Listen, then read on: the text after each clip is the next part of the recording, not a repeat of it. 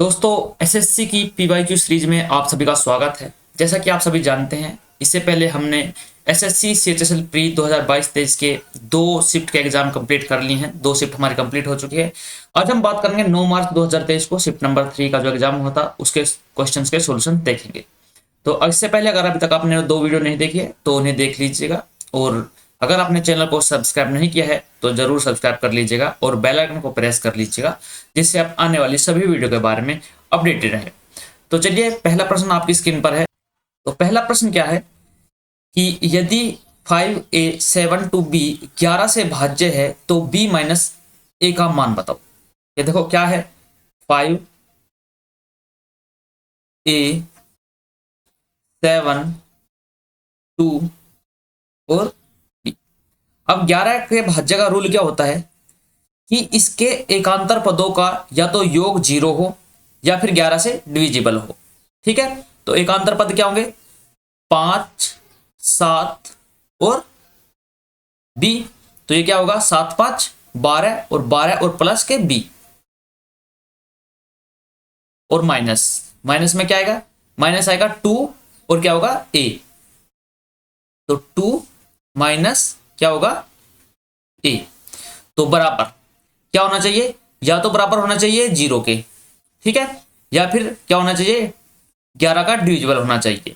ठीक, तो क्या होगा, देखो 0 लेंगे तो अगर 0 लेते हैं तो क्या होगा, b माइनस a प्लस 10 बराबर क्या होगा 0। तो 0 से 10 जाएगा तो माइनस के 10 हो जाएगा, तो ऑप्शन में नहीं है। तो आपको क्या लेना है, आपको लेना है कि b माइनस a प्लस 10 बराबर क्या होगा 11। तो b माइनस a का मान क्या हो जाएगा, ये हो जाएगा 11 में से 10 जाएंगे तो कितना बच जाएगा, ये बच जाएगा केवल 1। तो ऑप्शन नंबर क्या होगा, ऑप्शन नंबर सी आपका राइट आंसर हो जाएगा। उम्मीद करता हूं आपकी समझ में आ गया होगा। चलिए, प्रश्न नंबर 2 अब आपके सामने है। प्रश्न नंबर 2 क्या है,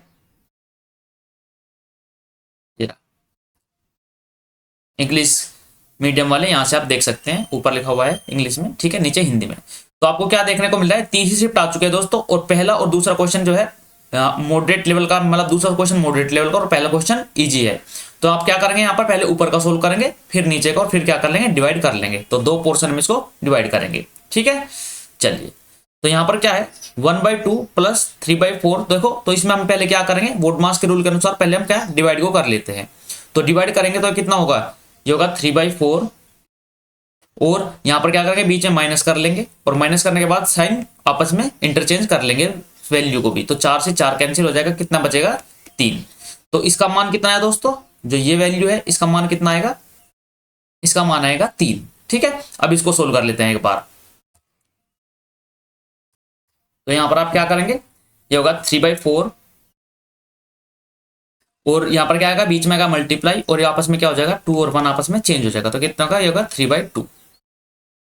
ठीक है, तो इसका मान कितना आएगा, इसका मान आएगा 3/2। इसका मान, ये इसका मान। तो अब आप सोल्व कर सकते हैं। देखो इक्वेशन क्या बन गई, इक्वेशन बन गई कि 1/2 प्लस 3 प्लस, यहाँ पर एक सेकेंड,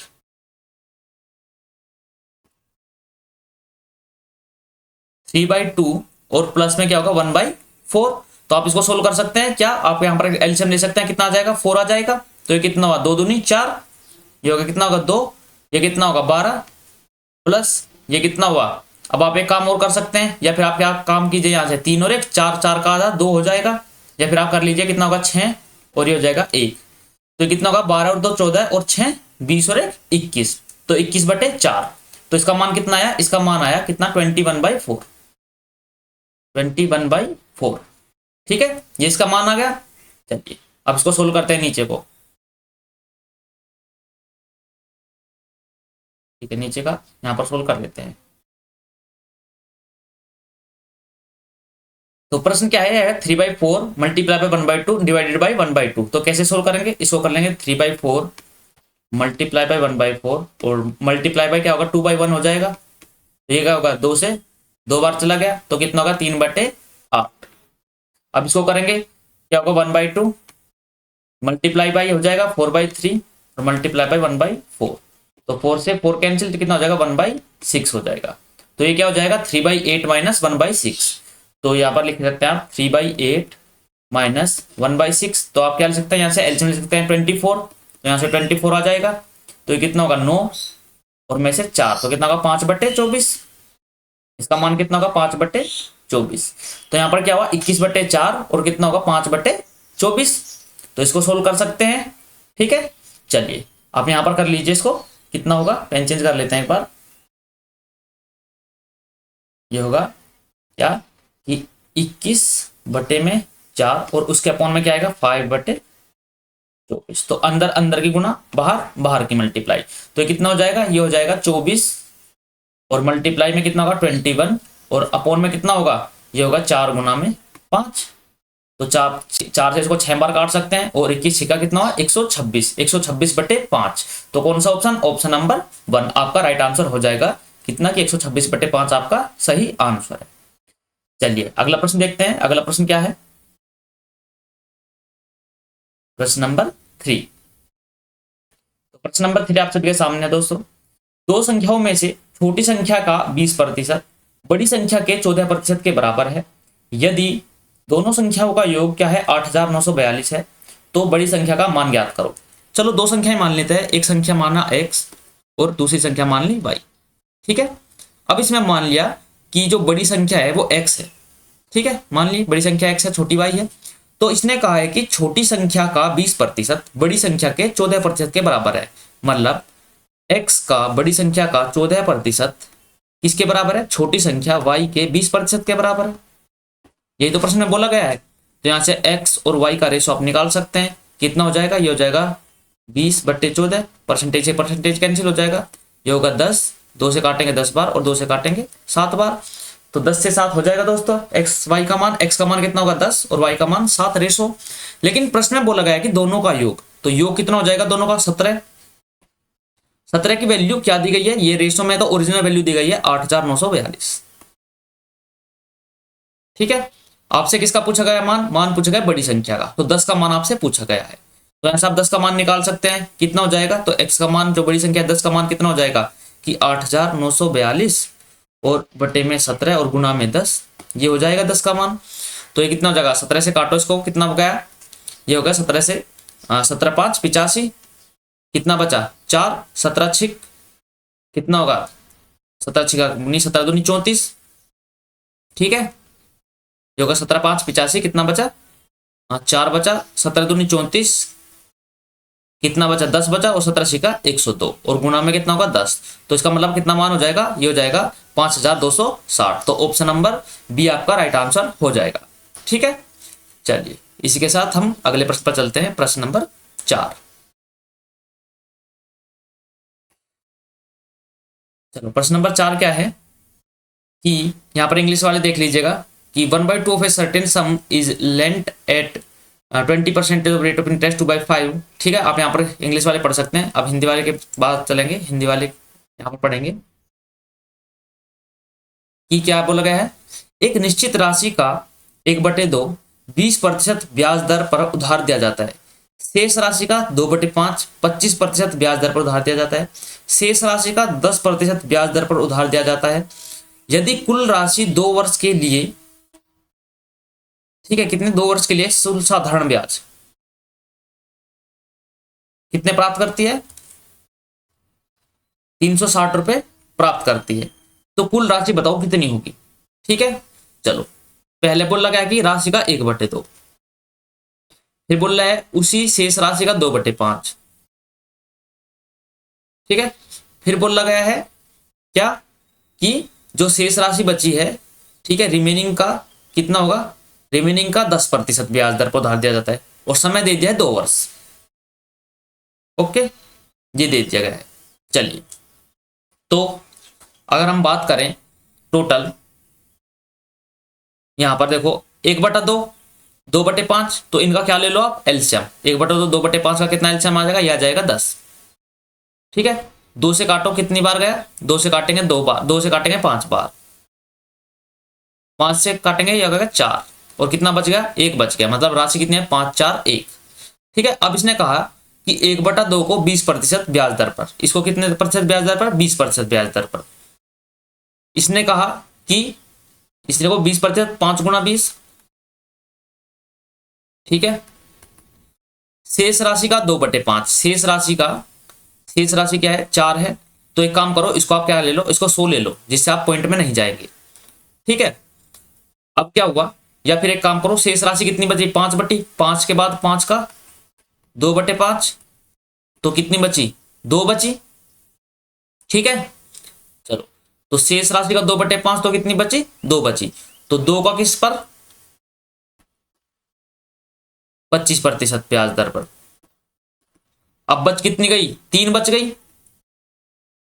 अब क्या होगा, 3 का यहां पर 10 ही ले लो।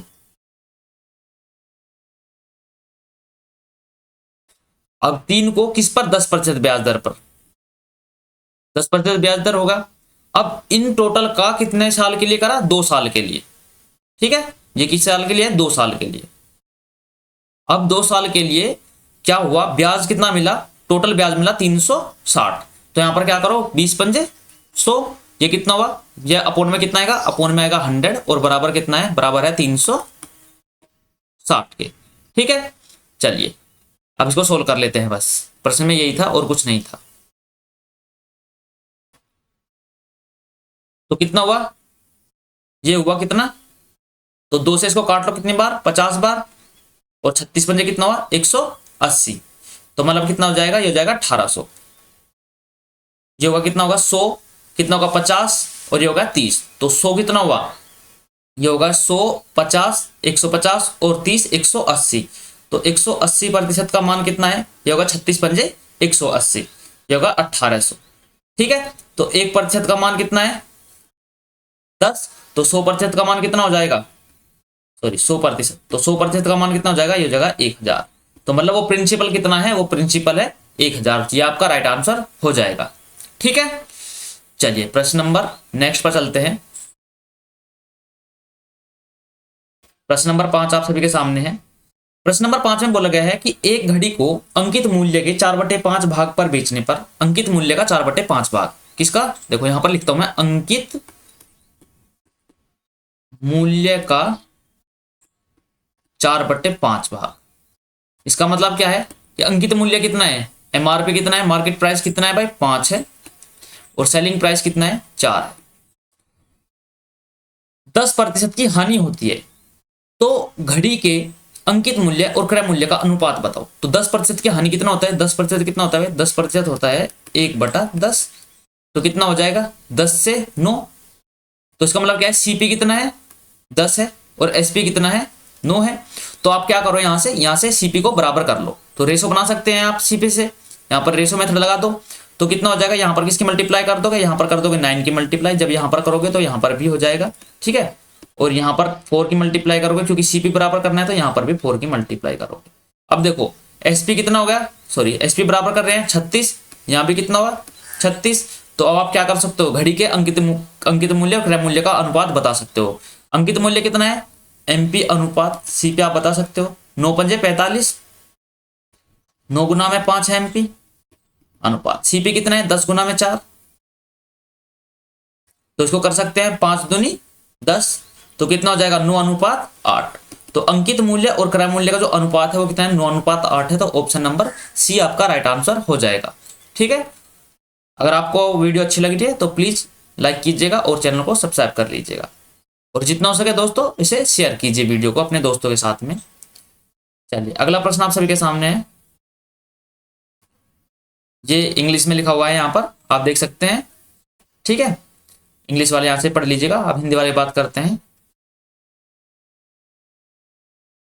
प्रश्न क्या है, प्रश्न है कि राम 3500 मतलब 3500 में 2 घड़ी खरीदता है। एक घड़ी को 25% के लाभ पर, दूसरी घड़ी को क्या करता है, 10% की हानि पर बेच देता है। पूरे लेन देन में न तो लाभ होता है और न ही हानि होती है। प्रत्येक घड़ी का क्रय मूल्य बताओ। इसका मतलब क्या है कि देखो एक व्यक्ति है राम, राम ने पहले क्या करा, 25% के लाभ पर बेचा, क्रय मूल्य का। ठीक है। क्रय मूल्य के 25% लाभ पर बेचा। एक सेकंड यहां पर ले लेते हैं।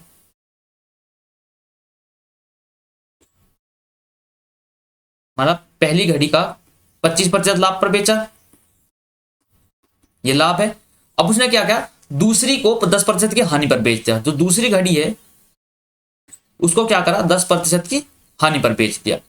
अब इसे बोल रहा है कि पूरे लेन देन में ना लाभ होता है ना हानि। मतलब क्या है, ये दोनों बराबर है, तो इसका मतलब क्या होगा, इन दोनों के क्रय मूल्य का जो अनुपात होगा वो कितना होगा, वो होगा 10/25। ठीक है, तो पीछे काटेंगे 5 से 2 बार और 5 से 5 बार, तो इनका क्रय मूल्य का अनुपात कितना आ गया, मतलब ये फर्स्ट सीपी है और ये सेकंड सीपी है, तो इनका अनुपात कितना आ गया, ये आ गया 2:5। तो क्रय मूल्य टोटल योग में कितना हुआ 7, लेकिन ओरिजिनल वैल्यू कितनी है, ये 3500, तो 7 की वैल्यू कितनी हुई 3500। अब एक की वैल्यू कितनी हुई 500। अब एक की वैल्यू अगर 500 है तो पहली घड़ी मूल्य का क्रय मूल्य कितना हुआ भाई, 500 में 2 की गुना करेंगे तो 1000 हो जाएगा, और दूसरे में मल्टीप्लाई करेंगे तो कितना हो जाएगा, हो जाएगा 2500। सॉरी, तो कितना आंसर है 1000 और 2500, ये नहीं है, ये नहीं है। ऑप्शन नंबर क्या है, ऑप्शन नंबर सी आपका राइट आंसर हो जाएगा, 1000 और 2500 आपका सही आंसर है। ठीक है, चलिए अगला प्रश्न करते हैं, प्रश्न नंबर 7। तो प्रश्न नंबर 7 आप सभी के सामने है। इस प्रश्न को कैसे सोल्व करेंगे, रेशो से संबंधित प्रश्न है कि P और Q का अनुपात 2:3 है, Q और R का अनुपात 4:5 है, R तथा S का अनुपात 2:1 है। तो आपको ज्ञात करना है P, R और S का अनुपात। ठीक है, तो चलिए देखो, जब भी इतनी बड़ी संख्या है तो मैंने आपको बताया हुआ है पहले भी कि आप प्लॉट मेथड को यूज कीजिए, और प्लॉट मेथड का जैसे ही आप यूज करेंगे प्रश्न आपके लिए बहुत ही ज्यादा आसान हो जाएगा। तो प्लॉट मेथड का यूज क्या होता है, कैसे करते हैं, उसको मैं अभी समझाता हूं। आप लिख लीजिए पी क्यू, थोड़ा बड़ा बड़ा लिख लेंगे। ठीक है, यहां पर लिख लेते हैं पी क्यू आर एस। ठीक है, पी और क्यू का अनुपात कितना है 2:3, क्यू और आर का अनुपात कितना है 4:5, और तथा इसका अनुपात कितना है 2:1।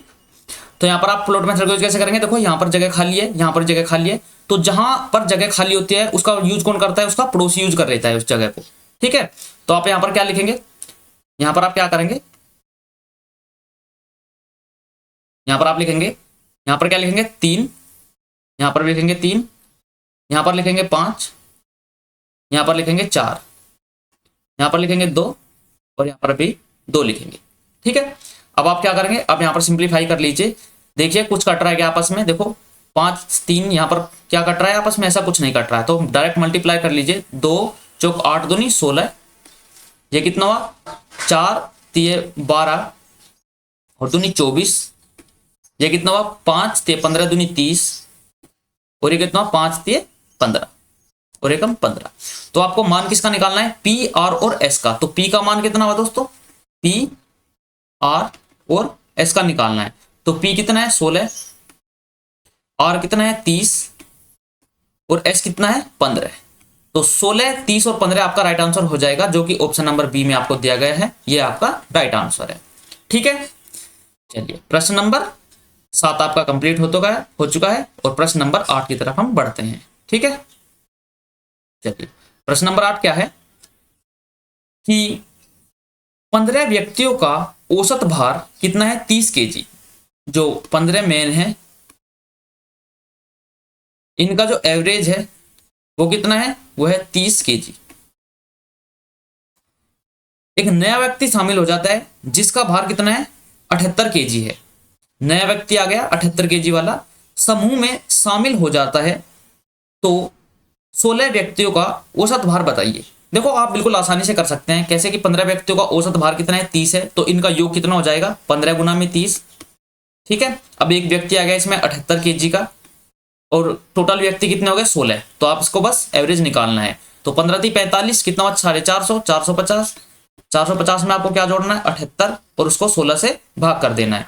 तो कितना हुआ 8 7 5 12, और 4 और 1 5, और 16 से आपको उसको डिवाइड कर दो, तो कितना आएगा 16 3 48, 4 16 3 48। तो कौन ऑप्शन नंबर सी आपका राइट आंसर हो जाएगा, कि आपका राइट आंसर क्या है 33 केजी आपका हो जाएगा। ठीक है, चलिए इसी के साथ प्रश्न नंबर 8 कंप्लीट होता है। प्रश्न नंबर 9 पर हम चलते हैं।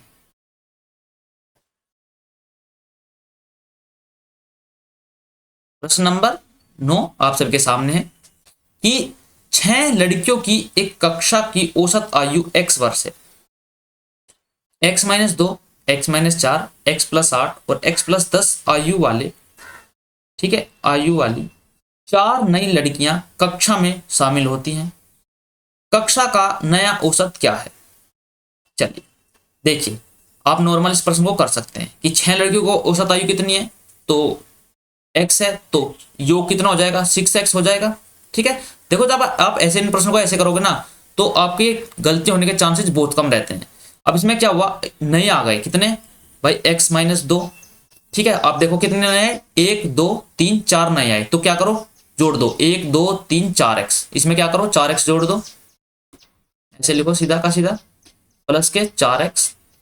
अब कितना हुआ, देखो यहां पर क्या होगा, 2 से क्या बचेगा, प्लस के 2, 8 2 10 और 10 20, प्लस के 20 अपोन में 6 लड़कियां ये थी, 4 लड़कियां ये होगी, तो टोटल लड़कियां कितनी होगी 10, तो कितना होगा 10x प्लस के 20 बटे में 10, तो कितना बचेगा, 10 आप कॉमन लेंगे तो 10 से 10 कट जाएगा, तो कितना बच जाएगा, ये बच जाएगा x प्लस के 2, तो x+2 आपका राइट आंसर हो जाएगा। तो ऑप्शन नंबर कौन सा है, ऑप्शन नंबर बी आपका राइट आंसर हो जाएगा। और इसी के साथ प्रश्न नंबर 9 हमारा कंप्लीट होता है। अब हम बात करते हैं प्रश्न नंबर 10 की। तो चलिए प्रश्न नंबर 10 आप सभी के सामने है।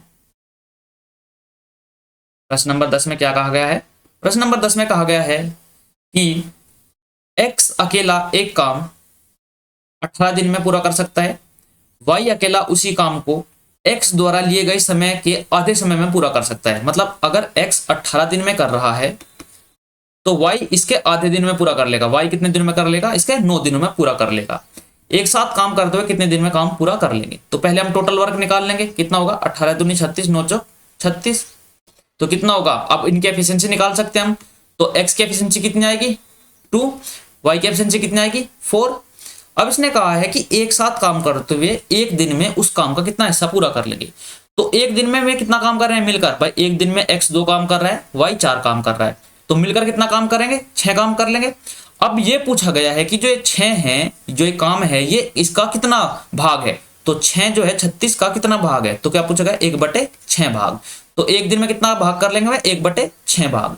तो राइट आंसर हो जाएगा ऑप्शन नंबर डी। तो ऑप्शन नंबर डी आपका राइट आंसर है। चलिए प्रश्न नंबर 10 की तरफ हम बढ़ते हैं। 10 हमारा हो चुका है, अब हम 11 की तरफ चलेंगे। प्रश्न नंबर 11 में क्या कहा गया है कि एक कार है, निर्धारित समय में 60 मिनट पहले निकल जाते हैं। एक निर्धारित कार जो है, एक कार है सॉरी, और वो निर्धारित समय से 60 मिनट पहले निकल जाती है। ठीक है जी, चलिए निकल गई कार।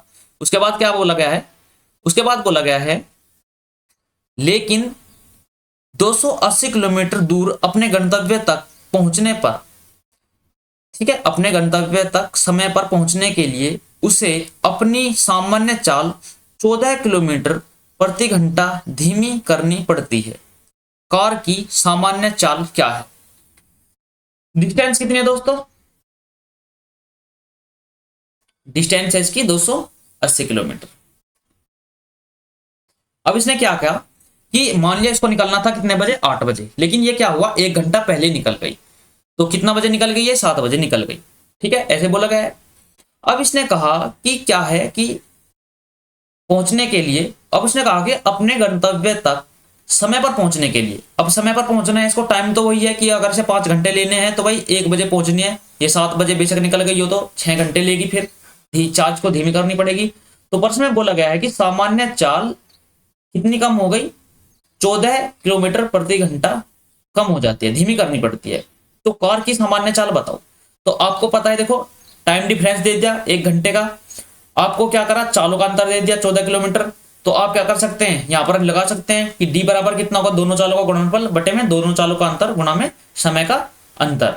तो कितना हो जाएगा 280 बराबर कितना होगा, ये हो जाएगा, पहले मान लिया चाल कितनी थी x थी, उसके बाद इसको 14 कम करनी पड़ी, x - 14 बटे में, अब कितना हुआ यहाँ पर अंतर कितना आएगा 14 और गुणा में 60 मिनट को क्या लिख सकते हैं आप, 1 घंटा लिख सकते हैं।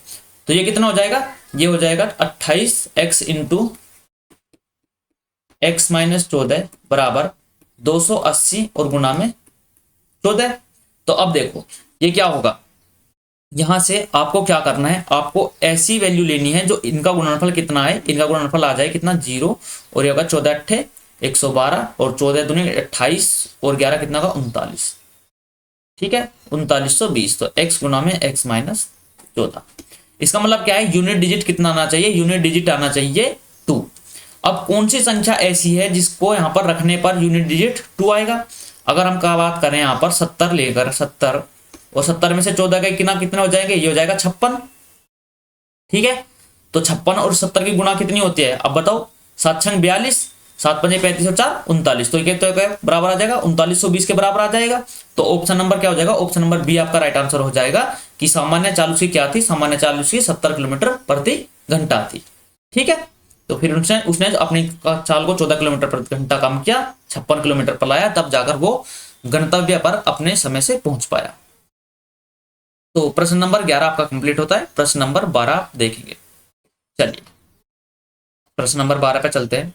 प्रश्न नंबर 12 क्या है, यहां पर बोला गया है कि अलजेब्रा से संबंधित प्रश्न है, a plus B plus 2c into A square plus के बी स्क्वायर प्लस के 4c स्क्वायर माइनस के ए बी प्लस के माइनस 2bc माइनस 2ca का मान क्या होगा। चलिए आप बताइए यहां पर इसका मान क्या होगा। देखिए आपने पढ़ा होगा कि, मैं इसको थोड़ा नीचे ले लेता हूं यहां से, इससे जगह बन जाएगी, ठीक है। आपने पढ़ा होगा कि A cube plus B cube plus C cube minus 3abc बराबर क्या होता है, ये होता है a plus B plus C into, ये कितना हो जाएगा, ए स्क्वायर प्लस के बी स्क्वायर प्लस के C square minus A B minus B C minus C A. अब इस प्रश्न को देखिए, अगर आपको ये फॉर्मूला याद था, ठीक है, ये आइडेंटिटी याद थी, तो ये प्रश्न आपके लिए बहुत ही ज्यादा आसान था। वो कैसे, देखो यहां पर क्या है, a plus B plus 2c into A square plus के बी स्क्वायर प्लस के 4c square minus A B minus 2bc minus 2ca। इसका मतलब ये है कि इसने a को तो a ही रखा, b को भी b रखा, लेकिन जहां पर इसने c है वहां पर क्या कर दिया, 2c ले लिया है, ठीक है। तो आप अगर यहां पर रखेंगे तो ये कितना हो जाएगा, a cube plus B cube plus C cube, तो सी क्यूब की जगह 2c क्यूब लेंगे तो प्लस के कितना हो जाएगा 8c क्यूब, और माइनस के कितना होगा 3 दूनी 6 abc। तो कौन सा ऑप्शन बैठ रहा है, ऑप्शन नंबर डी आपका राइट आंसर हो जाएगा, जो चुटकियों में उड़ाने का ये प्रश्न था बहुत ही आसानी से। चलिए अगला प्रश्न आप सभी के सामने, प्रश्न नंबर 13। यहां पर क्या है, k प्लस क्या हुआ, k प्लस 1/k प्लस के 2 बराबर क्या है 0 दिया गया है।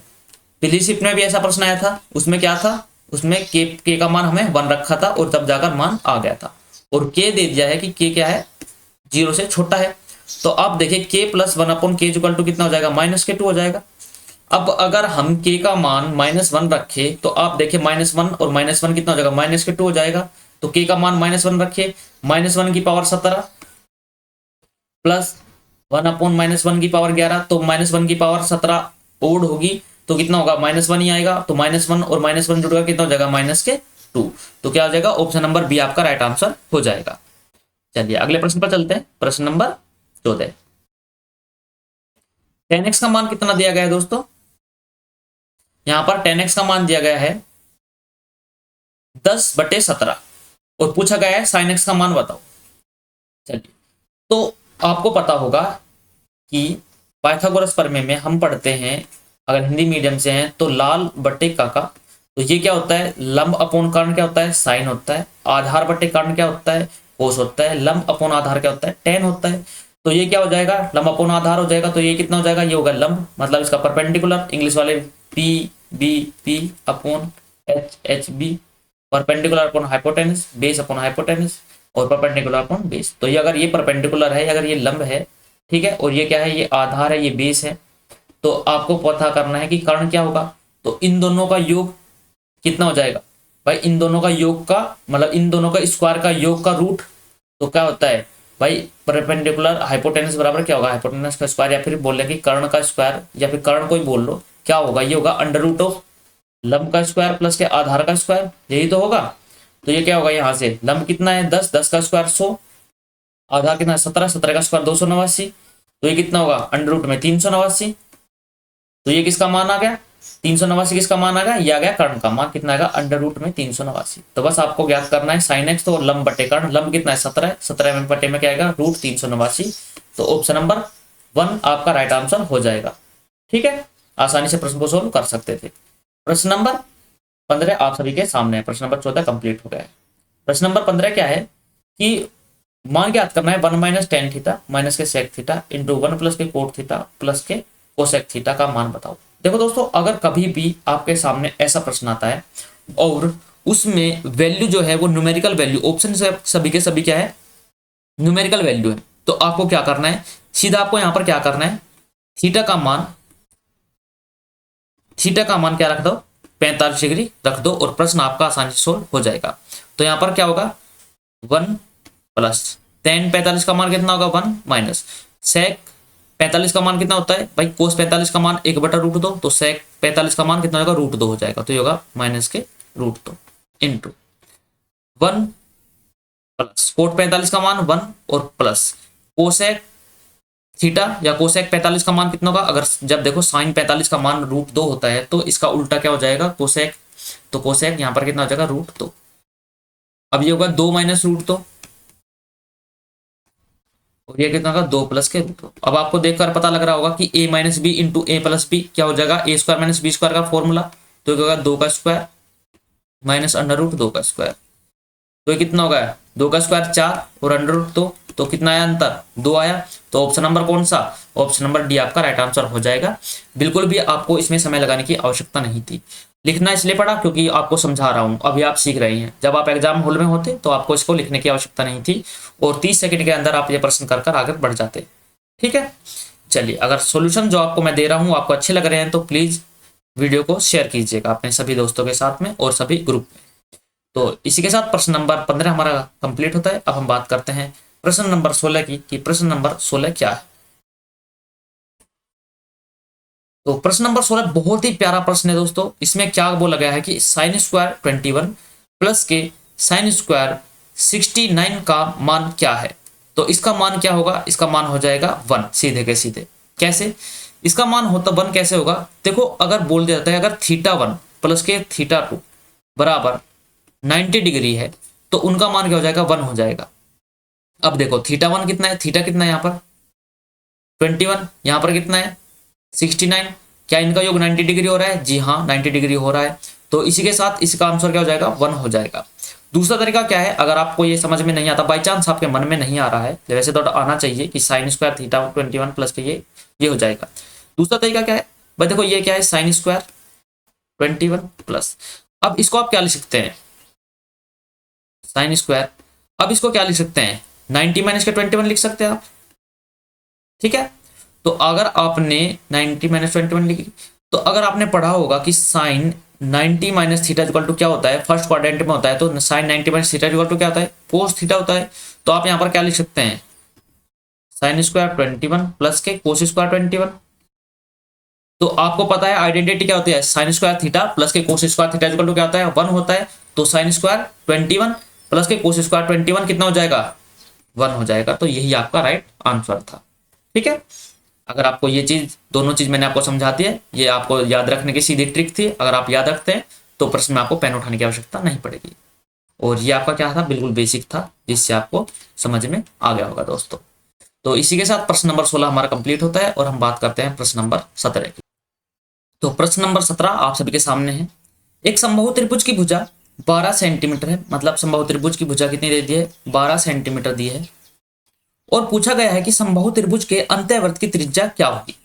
तो आप लिख लीजिएगा समबाहु त्रिभुज के अंतःवर्त की त्रिज्या बराबर a/2√3। तो a क्या है समबाहु त्रिभुज की भुजा, तो भुजा बटे में क्या हो जाएगा अपॉन 2√3। तो क्या होगा 2 से गया 6 टाइम, तो कितना होगा 6/√3 अब रूट की वैल्यू नीचे नहीं रखते, रूट की संख्या को ऊपर नीचे रूट से मल्टीप्लाई करेंगे, √3 से, यहाँ पर भी √3 और यहाँ पर भी √3। तो √3 की मल्टीप्लाई करेंगे तो कितना हो जाएगा, ये हो जाएगा 3। तो 6 इंटू √3/3, तो 3 से काटेंगे 2 टाइम्स, तो कितना आ जाएगा 2√3। तो 2√3 कौन सा आंसर है, ऑप्शन नंबर डी आपका राइट आंसर हो जाएगा।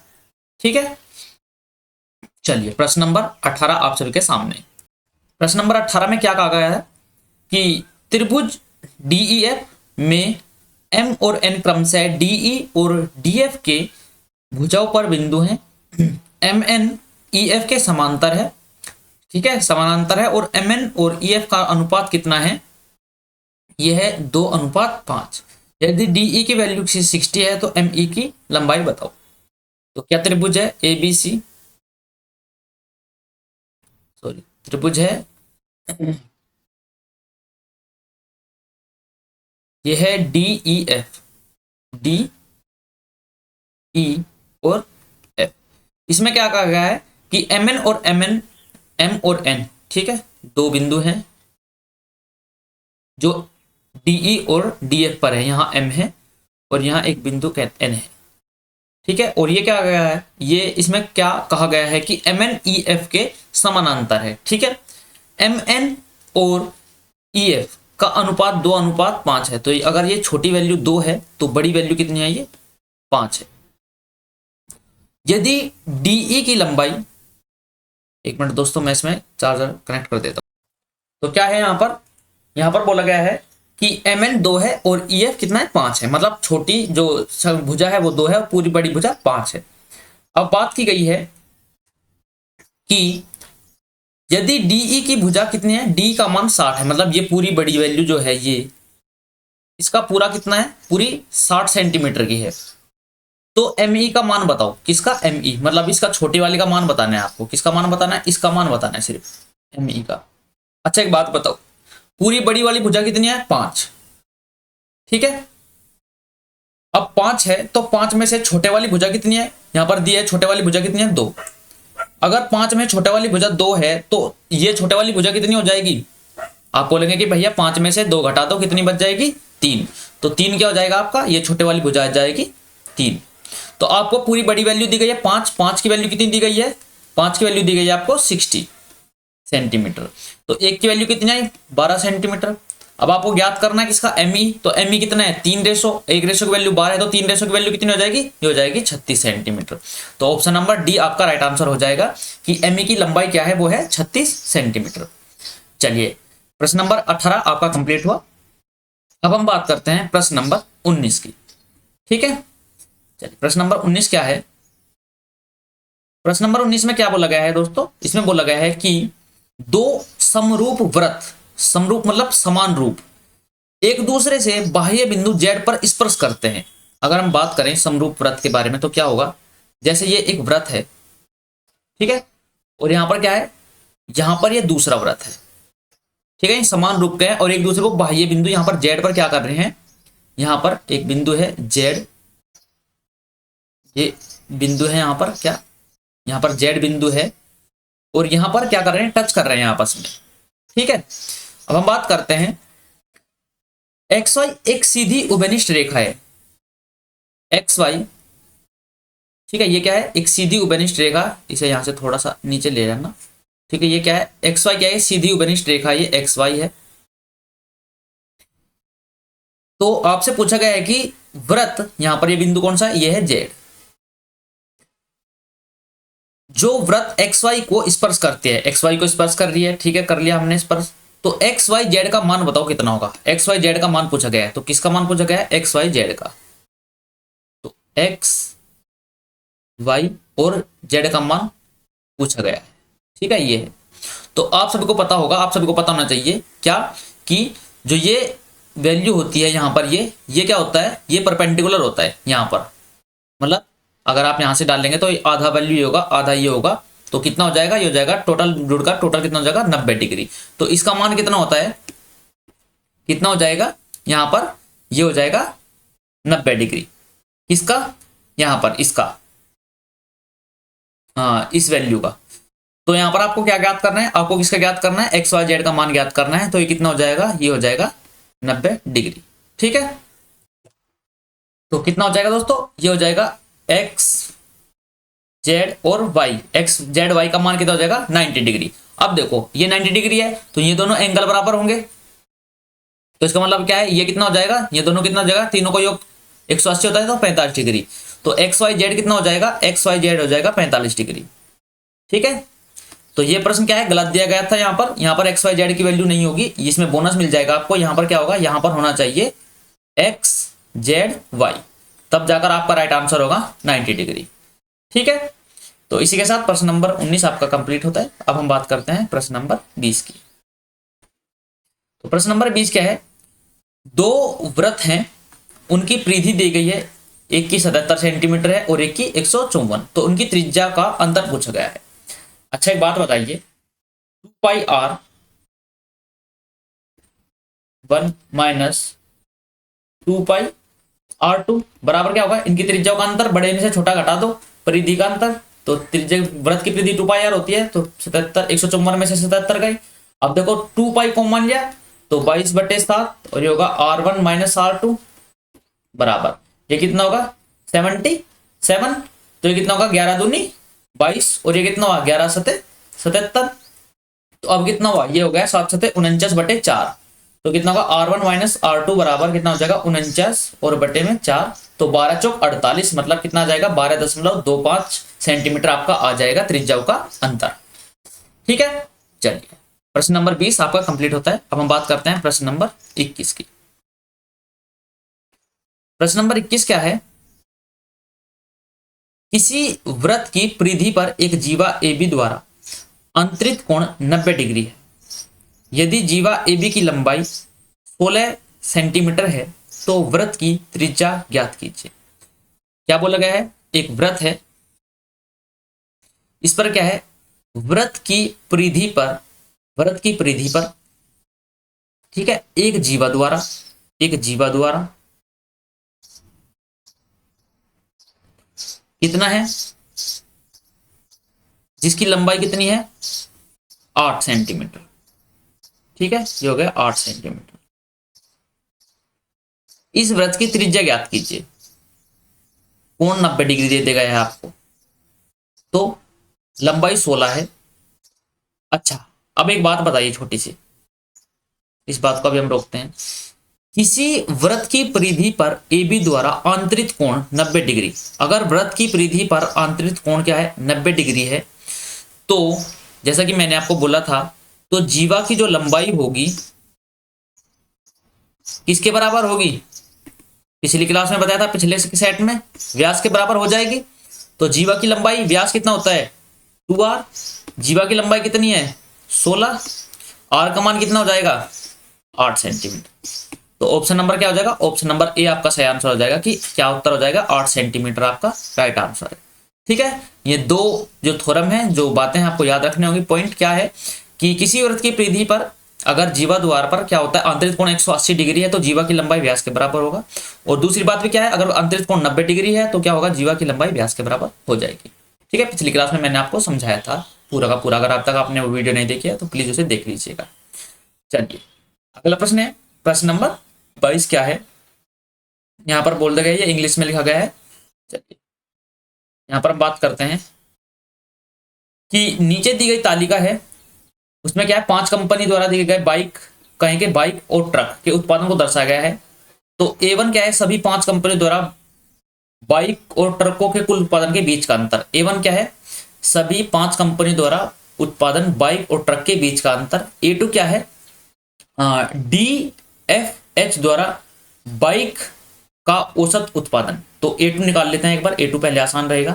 तो A2 बराबर कितना हो जाएगा, ये हो जाएगा D, यह D, D, F, यह F और H, यह H का क्या करना है, बाइक कहाँ है, यहाँ पर है बाइक, औसत उत्पादन जो कितना जाएगा 700, 500 कितना का 1200 और 1200 300 1500। अब 1500 का औसत उत्पादन कितना होगा, कितने वे ले गए कंपनी, 3 कंपनी, तो कितना हो जाएगा 500। ठीक है, अब हम बात करते हैं किसकी, A1 की। तो A1 कितना आएगा, यहां पर लिख लेते हैं A1 को, सभी 5 कंपनियों द्वारा कितना किया गया बाइक और ट्रकों के कुल उत्पादन के बीच अंतर। तो कितना होगा, देखो देखो कैसे निकाल सकते हैं आप। अगर हम एक तरफ बाइक लें और एक तरफ लें ट्रक, तो यहाँ पर कितना हो जाएगा, 7 4 11 और 5 16 और 2 18 और 3 21 और 1 22, ये कितना हो जाएगा 2200। बाइक का कितना आया, यह 2200।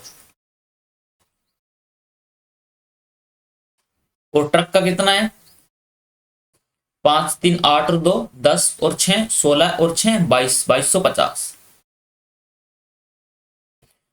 और इनका आपको देखना है अंतर, तो 2250 में से 2200 गए तो अंतर कितना आया, अंतर आ गया 50। तो A1 का मान कितना आ गया, A1 का मान आ गया 50। अब आपको याद करना है A2 अपॉन A1, तो A2 अपॉन A1 बराबर कितना हो जाएगा, A2 का मान कितना है 500, A1 का मान कितना है 50, तो इसका कितना आ जाएगा 10। तो ऑप्शन नंबर क्या हो जाएगा, ऑप्शन नंबर बी आपका राइट आंसर हो जाएगा। ठीक है, चलिए आगे हम बात करते हैं प्रश्न नंबर 23। प्रश्न नंबर 23 में क्या बोला गया है कि यहां पर क्या है, 6 कर्मचारियों का वेतन को दर्शाया गया है और प्रश्न पूछा है कि F के वेतन का H के वेतन से अनुपात। तो F का वेतन कितना है 400, H का वेतन कितना है 500, अनुपात बताओ। तो 20 से 20 कैंसिल, तो कितना होगा 4:5। तो ऑप्शन नंबर बी आपका राइट आंसर हो जाएगा। ठीक है, चलिए प्रश्न नंबर 24।